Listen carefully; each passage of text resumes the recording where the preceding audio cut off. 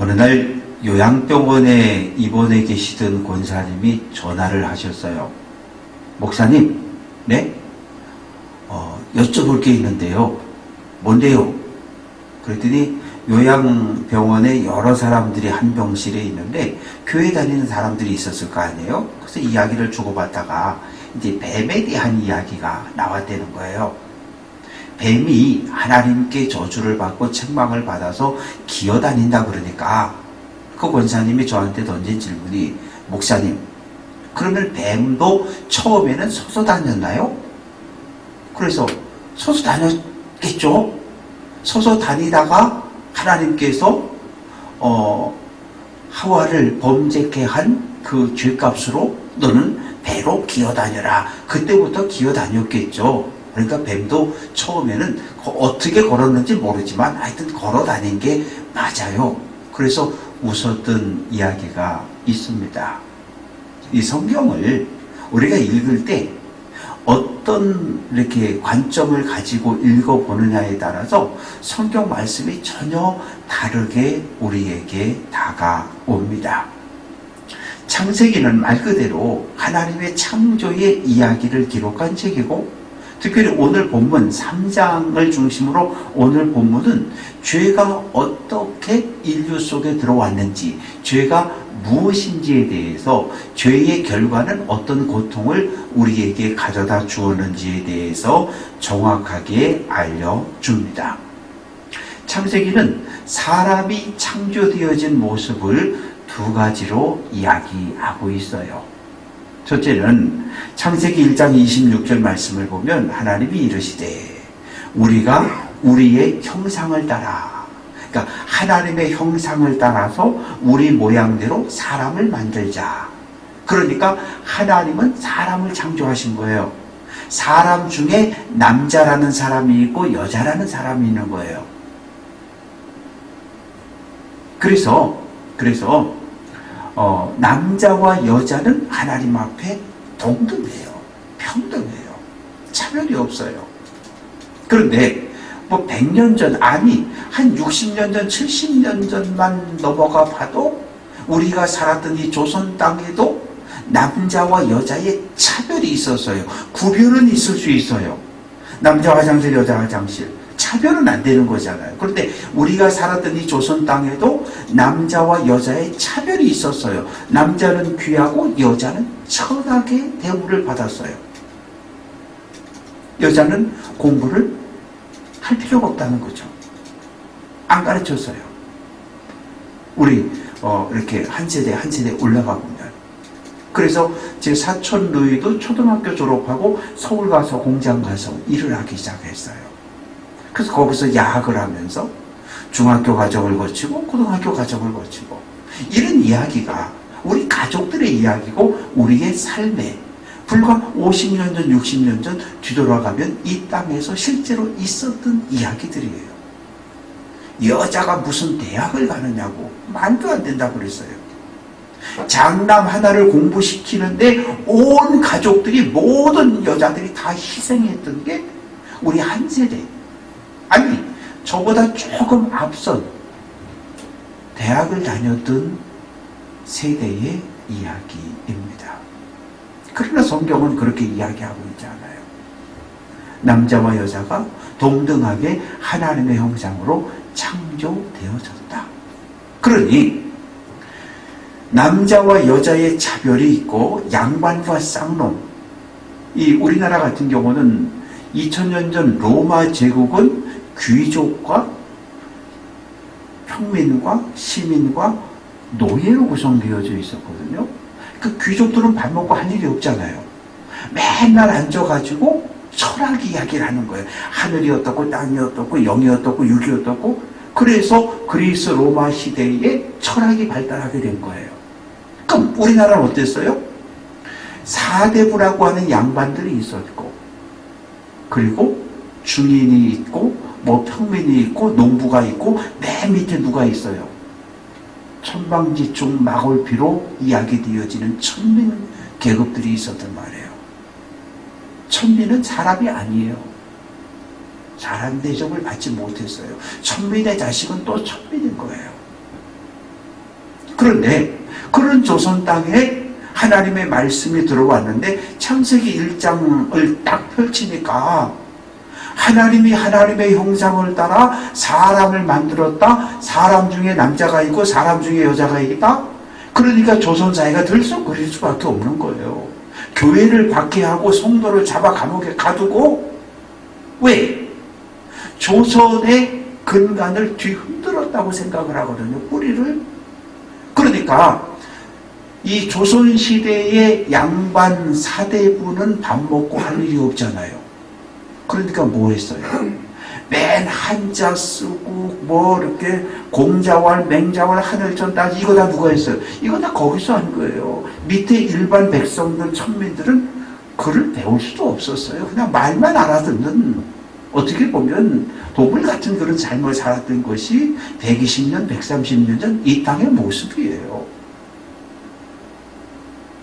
그러니 기독교라고 하는 복음이 딱 들어왔는데 모든 사람은 하나님의 형상대로 창조되었습니다. 선교사가 이 말을 전하고 그 말을 들은 이 땅의 백성들의 가슴이 막 뛰기 시작하는 거예요.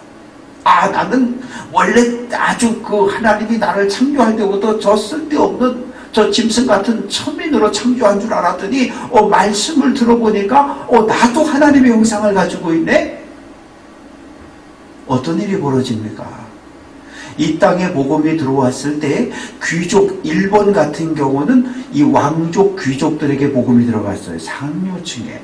그러나 이 조선 땅에는 가장 가난한 사람들과 여자들에게 복음이 들어갔습니다. 이건 뭐 감당할 수 없는 일이 벌어진 거죠.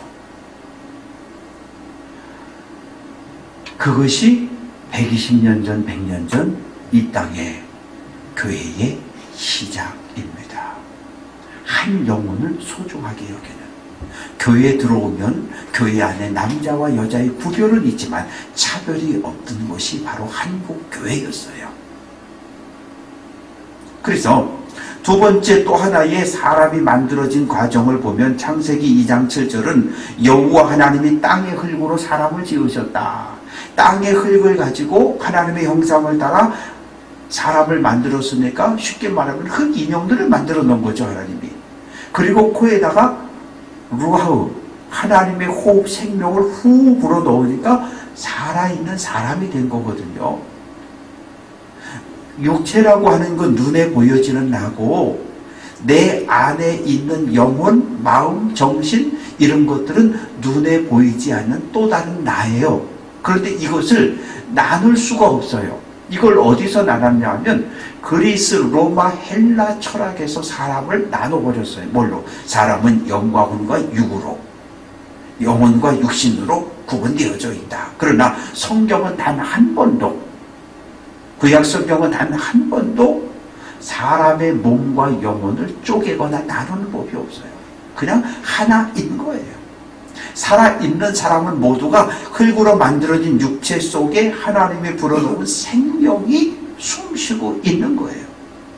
이것이 원래의 자리로 돌아가는 게 뭐라고요? 죽음입니다. 흙은, 사람의 몸은 흙에서 왔으니 흙으로 돌아가는 거예요. 매장을 하든 화장을 하든 흙으로 돌아가는 거예요. 영혼은 하나님께로부터 왔으니까 다시 하나님께로 올라가는 것, 원래의 자리로 가는 것, 이것을 성경은 죽음이라고 말합니다.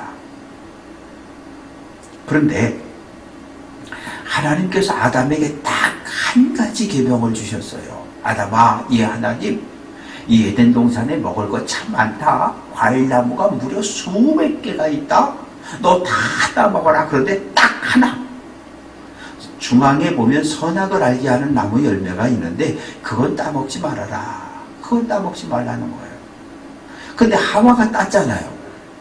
땄는데 너무 낮은 곳에, 손만 뻗으면 딸 수 있는 곳에 이 열매가 달려 있었던 거예요. 아니, 감나무도 밑에 달리는 거 있고 위에 달리는 거 있잖아요. 이 사람의 손이 안 닿는 곳, 좀 높은 곳에 하나님께서 선악과를, 그 열매를 달아놨으면 하와가 절대 못 따먹었을 텐데, 혼자는 아무리 뭐 깡총깡총 뛰고 뭐 그래도. 그런데 손만 뻗으면 딸 수 있는 곳에 선악과가 있었거든요. 단 하나의 명령. 먹지 말아라. 먹으면 반드시 죽는다. 그런데 아담은 하나님께 선악을 알게 하는 나무의 열매를 따먹지 마라. 먹으면 죽는다. 직접 들었어요. 그런데 하와는 집에서 누구에게? 남편에게 들었어요. 그런데 남편에게 들을 때 뭐가 될 가능성이 있어요? 여기에 말이 더해질 수도 있고 말이 빠질 수도 있다는 거예요. 설교를 했어요. 이야기를 했습니다. 여러분, 아무개 권사님 댁에 개가 강아지를 5마리 낳았답니다. 그런데 이게 온 교인한테 한 바퀴 휙 돌다 보면은 뭐 한 쌍둥이를 낳았대요, 20마리 낳았대요, 이렇게 커지는 것처럼. 말씀을 직접 하나님께 들은 거하고 통해서 들은 거하고 거기에 살짝 문제가 생겨지는 거예요. 살짝. 그래서 그랬지 않았을까? 여보, 하나님이 그러셨어. 선악을 알게 하는 나무 열매 따먹으면 혼난대. 죽는대가 아니라 혼난대. 아마 이렇게 얘기하지 않았을까? 죽는다라고 정확하게 전해줬다면 하와가 한 번 더 생각해 봤을 텐데. 그러나 여러분 기억하십시오. 오늘 우리의 믿음의 길을 유혹하는 선악과는 우리가 언제나 손을 뻗으면 딸 수 있는 것이 있다는 거예요. 이게 문제예요. 아무리 손을 뻗어도 장대를 갖고 해도 딸 수 없는 높은 곳에 선악과를 달아놨다면 좋았을 텐데 손만 뻗으면 딸 수 있는 것이 있는 거예요.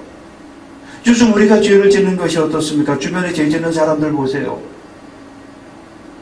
무슨 치아 임플란트 하는 회사 재무팀장이라는 사람이 2215 그래서 얼만큼 많은 돈인지 머릿속에 상상조차가 안 되는 액수예요. 상상조차 안 되는 액수.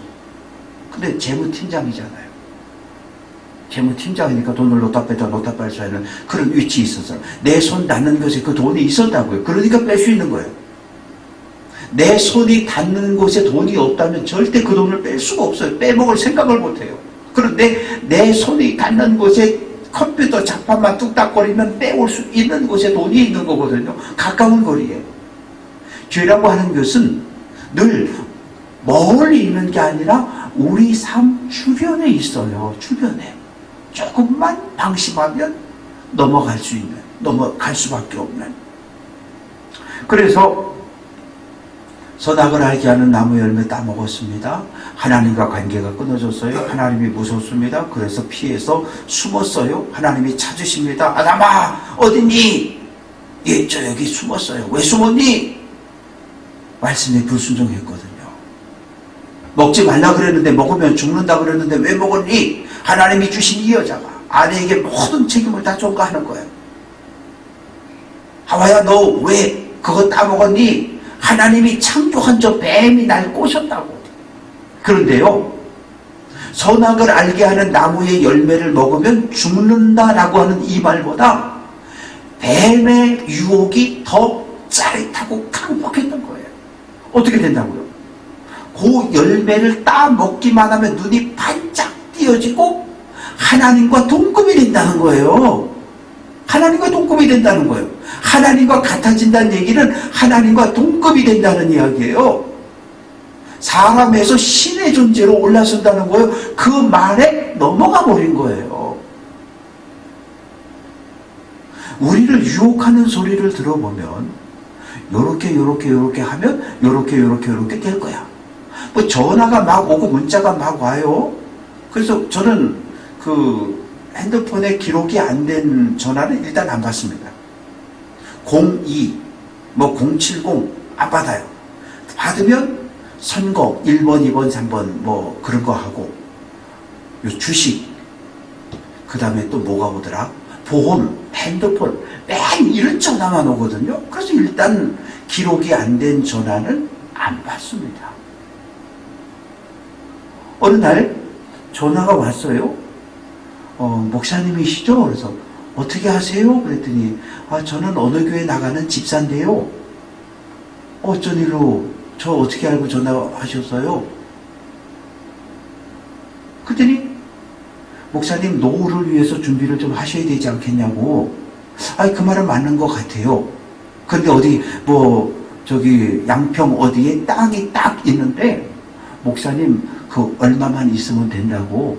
그래서 그렇게 그 땅이 좋아요? 그랬더니 그렇대. 그래서 제가 뭐라고 대답을 했겠어요? 집사님, 그 땅을 살 수 있는 돈을 어떻게 만들 수 있는지를 좀 나한테 알려달라고. 아니 돈이 없는데 땅만 좋은 거 아무리 있다고 나한테 선전을 하면 뭐예요? 그래서 우리를 유혹하는 이야기들을 들어보면 그 사람의 말을 들으면 금방 부자 될 것 같고 높은 자리 올라갈 것 같고 맨 그런 거 아니에요? 내 주머니에 있는 거 보이스피싱이라는 게 뭐예요? 내 주머니에 있는 거 어떻게든 날 속여가지고 빼가는 거잖아요. 빼가는 거예요. 그래서 우리는 정확하게 전화를 받아도 이거 좀 이상하면 그냥 딱 끊어야 돼요. 아니다 싶으면 딱 끊어야 돼요. 아니 그렇게 좋은 일이 있고 이자 많이 주는 거 있으면 당신 그냥 많이 해 먹으라고 그러고 말아야 돼요. 그거 듣고서 그래요? 그래 이래서 보면 그만 넘어가는 거예요. 넘어가는 거예요. 사단과 이단과 거짓 교사의 유혹은 배망은 똑같아요. 너 이렇게 하기만 하면 하나님의 복을 왕창 받는다. 너 이렇게 하기만 하면 뭐가 만들어진다. 큰 부자가 된다. 권력을 갖는다. 맨 그런 이야기거든요. 그런 이야기예요. 그러나 성경은 우리에게 일확천금을 말하지 않아요. 내가 부자가 되는 것도 하나님의 은혜 맞습니다. 부자가 됐습니다. 그러면 하나님이 주신 선물을 하나님의 뜻에 합하게 써야 돼요. 많은 재물을 가지고 있어도 하나님의 뜻과 상관없이 죄짓고 범죄하는 일에 얼마든지 수 있잖아요. 2215억인가를 가지고 다 이렇게 저렇게 조사를 해봤더니 한 790몇 억은 회수불능 다 날려먹었대. 주식도 하고 뭐도 하고 뭐도 해서 다 날려먹었다는 거예요. 한순간이에요. 한순간입니다. 그래서 우리가 늘 깨어 기도하지 않으면, 하나님의 말씀 진리로 무장하지 않으면 우리는 언제든지 유혹당할 수 있고 넘어질 수밖에 없는 존재들이에요. 나는 믿음이 강하다고요? 믿음이 강한 사람들이 다 이단에 넘어간 거예요. 신천지 빠진 사람들 제 주변에도 있어요. 똑똑한 사람들이에요. 신앙생활 열심히 하던 사람들, 피아노 반주하던 사람들, 교사하던 사람들, 교회 봉사 열심히 하던 사람들이에요. 배울 만큼 배운 사람들이에요. 다 넘어갔어요. 다 넘어갔어요. 바라고 넘어가는 것은 늘 깨어 기도함으로 죄의 유혹을 떨치고 진리의 말씀, 하나님 말씀을 부여잡고 믿음의 길을 잘 달려갈 수 있는 귀한 성도들 될 수 있기를 주님의 이름으로 축원합니다. 그래서 사단과 이단 거짓 교사는 우리에게 탐심, 욕심을 내게 만들어요. 샘을 갖게 만들어요. 그래서 우리를 넘어뜨리는 모습을 볼 수 있습니다. 죄는 무엇입니까? 먹지 말라. 먹으면 죽는다. 먹지 말라. 그러면 먹지 말아야 돼요. 사랑해라. 그럼 사랑하면 되는 거예요. 이단과 관계를 끊어라. 끊어야 돼요. 하라는 건 하고 하지 말라는 건 안 하고, 그게 말씀에 순종하는 성도의 모습입니다. 믿음이 무엇입니까? 말씀의 절대 순종이 믿음이에요. 믿음은 내 생각과 내 뜻이 들어가면 안 돼요. 하나님의 말씀을 들었으면 아멘 하고 가면 돼요. 내 생각엔 아닌 것 같은데 그래도 가는 거예요. 왜? 하나님의 말씀이 음성이 분명하니까.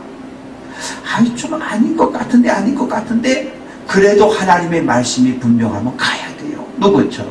베드로처럼요. 아니 베드로는 어려서부터 율법을 철저하게 지킨 사람인데 하늘에서 둥둥둥둥 내려왔는데 보니까 돼지족발, 순대 이런 게 들어있잖아요. 하나님 나 이거 못 먹어요.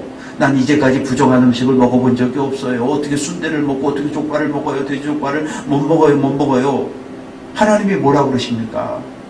하나님이 정결하다고 한 것을 네가 왜 부정하다고 그러냐? 먹어. 그런데 어떤 일이 벌어졌습니까? 로마 백부장 고넬료의 집에서 사람이 찾아오잖아요. 율법주의자, 율법을 철저하게 지키는 베드로 입장에서는 이방인을 만나도 안 되고 이방인의 집에 신방 가도 안 되는 거예요. 그런데 하나님께서 환상을 통해서 보여주셨어요. 그리고 나서 고넬료 가정을 어떻게 합니까? 신방을 가잖아요. 가서 말씀을 전할 때 성령이 임하고 역사가 나타나는 걸 베드로가 보잖아요. 그러면서 어떻게 되는 거예요? 눈을 이렇게 뒤집어 씌우고 있던 비늘이 하나 둘씩 떨어져 내려가는 거예요. 그러면서 하나님의 영광을, 하나님의 뜻을 발견하고 확인하는 삶을 살아가는 겁니다. 우리는 흙으로 지음받은 존재들입니다. 그래서 흙으로 돌아가야 해요. 그런데 죄를 지으면 고통이 오는데 어떤 고통이 옵니까? 이 출산의 고통을 여성들에게는 하나님께서 주셨단 말이죠. 그런데 그 사람이 살면서 느끼는 가장 첫 번째 가장 큰 그 고통은 화상이라고 해요. 불에 디는 것. 그리고 손가락이나 발가락이 잘리어지는 것. 그리고 출산의 고통입니다. 이 출산의 고통 엄청나게 큰 거예요. 엄청나게 커요. 어느 날 보니까 그 권사님이 그 얼굴에 있던 점을 뺐더라고요. 그래서 근데 권사님 그거 어떻게 뺐어? 그랬더니 목사님 어디 가면요 전기 인두 가지고 이렇게 지져가지고 빼준대. 그래서 뺐대 이거를 몇 개. 그래서 내가 아니 안 아프냐고. 하나님 애를 둘렀는데 이거 아무것도 아니라는 거예요. 그래서 그런가 보다 그냥 해요. 제가 난 애를 안 낳았으니까. 그런데 애를 낳는 출산의 고통이 그만큼 크잖아요. 아기를 낳으셨으니까 생명을 걸고 낳는 거예요. 아기도 나올 때 생명을 걸고 나오는 거고 엄마도 아기를 낳을 때 생명을 걸고 낳는 거예요. 둘 다 아기는 살려고 엄마도 아기를 살리려고 전부 생명을 거는 거거든요. 그래서 하나의 생명이 탄생하는 거예요. 그래서 이 땅의 모든 생명체는 다 소중한 거예요. 몸이 건강하든지 몸이 약하든지 그거 상관없어요. 모든 생명은 다 소중한 거예요. 왜? 부모들이 우리를 낳을 때 당신의 생명을 걸고 우리를 이 땅에 낳아주신 거거든요. 그래서 부모님이 나한테 용돈을 많이 주든지 뭐 조금 덜 가르쳤든 많이 가르쳤든 유산을 조금 줬든 덜 줬든 그런 거 가지고 툴툴댈 이유가 없어요. 왜? 그분이 아니면 오늘 나는 없는 거잖아요. 어머님이 아니면 오늘 나는 없는 거잖아요. 그래서 우리는 부모님과 할아버지 할머님의 은혜를 늘 기억하고 살아야 돼요. 왜? 할아버지 할머니가 안 계셨으면 엄마 아빠가 없었을 거고 엄마 아빠가 없으면 오늘 내가 없는 거잖아요. 나에게 생명을 물려주신 분들을 우리는 늘 존중하고 사랑하는 삶을 살아가야 합니다. 뱀의 유혹에 넘어졌습니다. 소낙을 알게 하는 나무 따먹었어요. 눈이 바짝 밝아졌습니다. 그런데 뭘 보게 됐습니까? 창피해. 헐거벗은 수치를 보게 되잖아요. 남자의 여자 애기들은요 3살 4살 때 욕조에 물 받아놓고 집어넣으면 그냥 놀아요. 부끄러운 거 몰라요. 그러나 벌써 5살 6살 되면 애들이 가리기 시작해요. 부부는 벌거벗고 있어도 부끄럽지 않은 관계예요. 그런데 죄가 들어오니까 눈은 떠졌는데 벌거벗은 부끄러움과 수치를 보게 되는 거예요. 그래서 어떻게 합니까? 무화과 나무 잎을 잘랐어요. 무화과 나무 보셨죠? 무화과 이렇게 손바닥처럼 했는데 이게 커요. 엄청 커요. 제 손바닥 한 10배쯤 되는 것 같아요. 이거 가지고 이렇게 해가지고 치마 만들어 입었는데 만들어 입는 것까지는 좋은데 이게 날씨가 선선해지고 온도가 올라가니까 1시간 지나면 시들시들 말라버리고 서너 시간 되니까 바시락거리고 앉았다 일어섰다 움직일 때마다 다 부서지고 그러면 또 2-3시간마다 하나씩 또 무화과 나무 잘라가지고 계속 옷을 만들어 입어야 되는 이러한 부끄러움과 수치를 겪게 됩니다. 그래서 하나님께서 아담과 하와를, 뱀을 책망하면서도 자비를 베풀어 주실 거예요. 그게 무엇입니까? 가죽옷이라는 거예요. 가죽은 양이 죽어야 가죽이 나오죠. 소가 죽어야 가죽이 나오죠. 염소가 죽어야 가죽이 나오죠. 가죽옷은 한 번만 만들어 입으면 요즘 뭐 모피코트들 많이 입고들 다니시는데 모피코트 이렇게 사서 입으면 뭐 10년 20년 가도 전혀 표가 안 나잖아요. 그렇게 이게 오래 간단 말이죠. 이 무화과 나뭇잎하고 달라요. 그래서 하나님께서 죄 지은 아담과 하와에게도 자비를, 긍휼을 베풀어 주신 거예요. 그러면서 뭐 하라고 말씀하십니까? 내가 죄를 지었기 때문에 땅도 저주를 받았다. 그래서 땅이 뭘 낸다는 거예요? 가시덤불과 옥문키를 낸다는 거예요. 가시덤불과 옥문키를. 그러면 농사 지으려면, 농사 지어보신 분들은 알잖아요. 그 가시는, 이 가시 풀은 이게 떨어지면요, 씨도 어마어마하게 많고, 이거 진짜 뽑아보면 아주 뭐 한 30cm 이상씩 쭉쭉 내려가서 뻗어 있고 잘 죽지도 않아요. 그것이 밭에 쫙 퍼져 있으면 농사는 못 짓습니다. 농사 못 져요. 농사 좀 편하게 지려고 그 평창에서 목회할 때 이렇게 교회가 있고 교회 앞에 땅이 좀 있었어요. 그래서 거기다가 저기 오이도 이렇게 몇 개 심어보고 뭐 이렇게 해봤는데 이는 뭐 풀이 너무 많이 나오는 거예요. 그래갖고 한 번은 제초제를 갖다 확 뿌려버렸잖아요. 제초제 딱 뿌리니까 1시간 2시간 되니까 싹 죽었어요. 싹 죽었습니다. 지금 무섭더라고요. 평창에서 목회하면서 농약 먹고 자살한 사람도 봤어요. 농약 먹고 자살한 사람 장례도 치러봤어요. 그런데요, 농약이 얼마나 지독한지, 지금은 그런 농약 안 만들어요. 지금은. 근데 그 당시는 그런 농약이 있었어요. 먹으면 그 농약은 이 속 장기까지 다 태워서 결국은 사람을 죽이는 아주 무서운 농약. 그래서 농약 한 번 딱 쳐보고는 그 다음부터 농약 안 뿌렸어요. 왜? 이게 정말 무서운 거구나. 무서운 거구나. 아주 뿌리까지 다 죽이더라고요.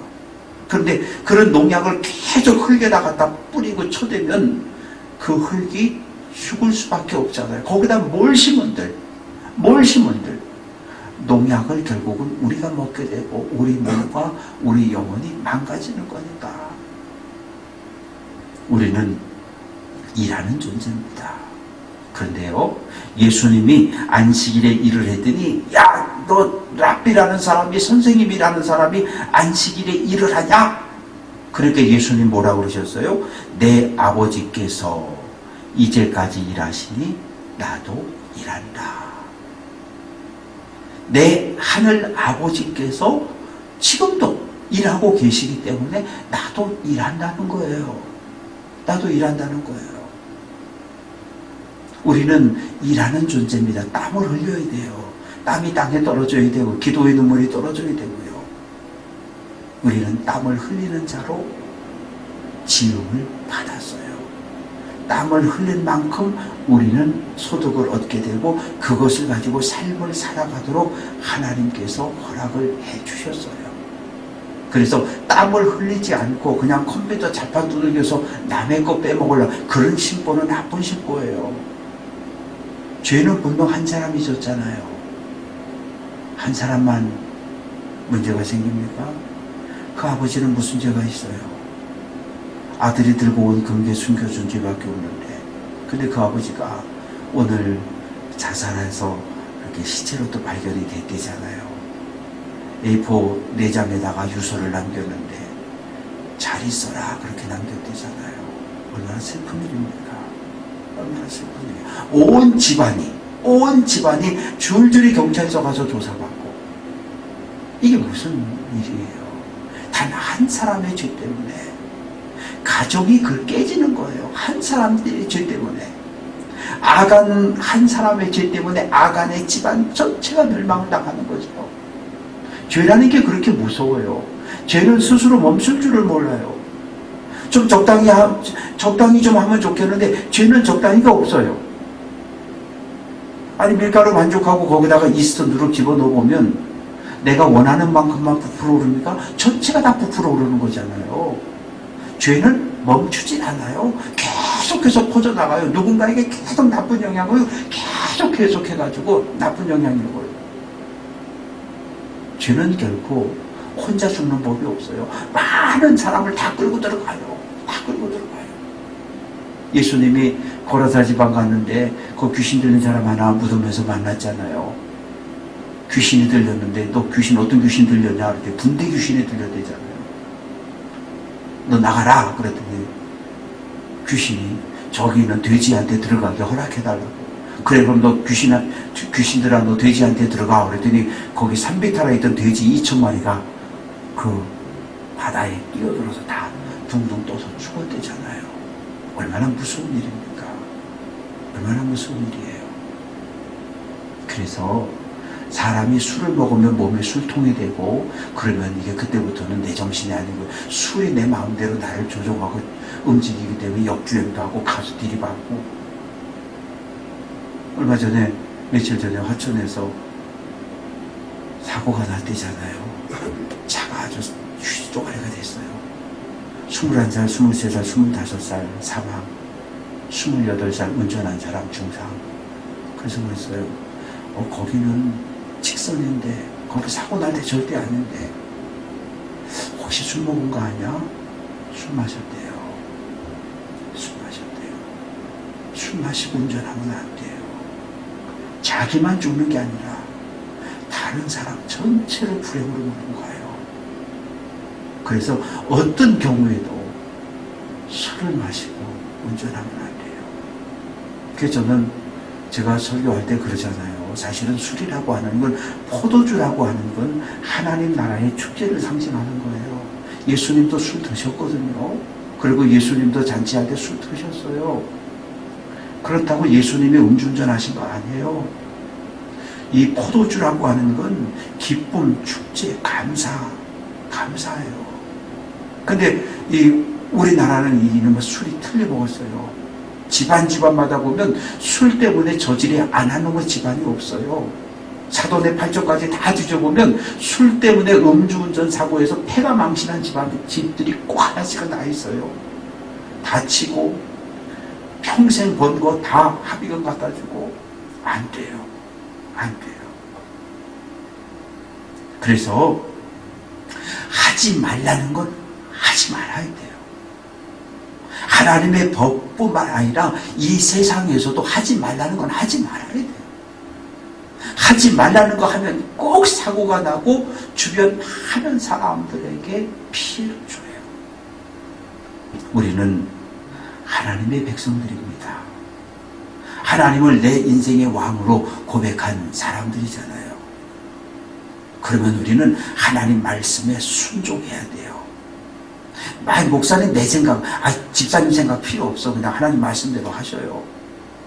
목사님 제 생각, 장로님 생각 필요 없다니까 그냥 하나님 말씀대로 사셔요.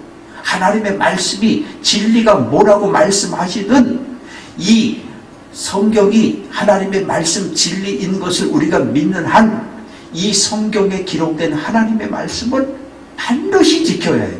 목사만 지켜요? 아니요. 모두가 다 지켜야 돼요. 하나님의 백성임을 인정하고 고백한 우리 모두가. 바라고 조망하는 것은 우리가 흙에서 왔고 흙으로 갈 존재들입니다. 이 자연을 소중하게 여겨야 돼요. 자연을 소중하게 여겨야 돼요. 자연을 소중하게 여기는 것 왜? 우리만 구원받습니까? 아니 하나님의 나라 갈 때 짐승이나 가축들은 구원 못 받아요? 아니 그렇지 않아요. 이사야서를 읽어보면 사자가 누구랑 논대요? 사자가 어린아이가 독사굴에 손을 넣어도 괜찮고 사자가 뭘 먹는데요? 양이나 이리 안 잡아먹고 뭘 잡아 풀을 뜯어먹는 데잖아요. 노아가 구원받을 때 노아 가족만 구원받았습니까? 아니요. 정결한 짐승, 부정한 짐승 모두가 다 구원받은 거예요. 그래서 오늘날 이 땅의 피조세계가 하나님의 아들들, 하나님의 말씀대로 살아가는 하나님의 믿음의 사람들이 많이 일어나서 자연 만물이 하나님이 창조하신 후에 보시기에 좋았다, 그 모습을 회복하기를 원하시는 거예요. 그게 완전한 구원이거든요. 사람만 구원받는 거 하나님 그거 원하지 않으셔요. 이 땅도 하나님이 창조한 이 세계 전체가 구원 얻기를 원하셔요. 우리가 먼저 구원받았으니까 이제 하나님의 말씀에 순종해서 주변의 모든 사람들을 복음으로 구원하고 우리가 살아가는 이 자연환경까지 다 회복시켜서 하나님이 보시기에 좋은 세상을 회복해낼 수 있는 우리 귀한 성도들 될 수 있기를 주님의 이름으로 축원합니다.